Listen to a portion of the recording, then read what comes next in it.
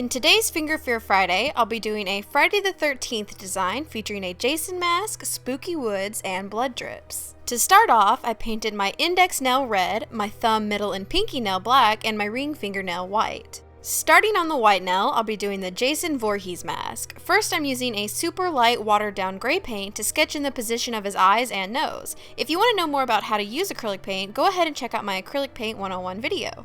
I feathered that gray color into the white, and I went back and forth between the gray and white to get a smooth transition. Then I went back in with straight white to clean up the shapes and tidy the edges. Next, I added the eye part of the mask using black paint and then used a darker gray to deepen the hollows a little more.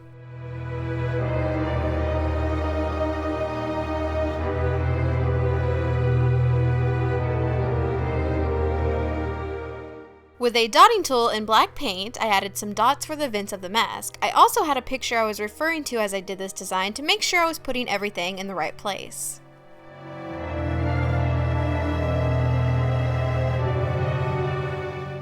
Next, I'm using a red paint to add the red mask markings. For a little more visual interest, I used a dark red on the edges of the markings and faded it in.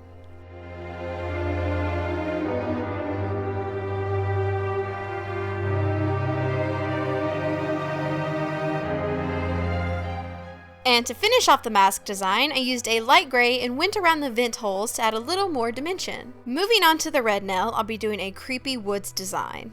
I started by making a dark red to red gradient using the same colors I used for Jason's mask. I also painted a plain stripe of dark red across the free edge of my nail for the ground.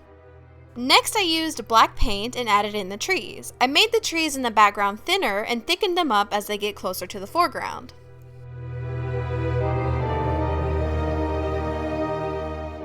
And I didn't show this, but I added a layer of clear coat to smooth out the textures so that I could see what I needed to adjust, as well as add a creepy shadow figure next to one of the trees. Since those two designs were so intricate, I kept the next design simple with a basic blood drip nail.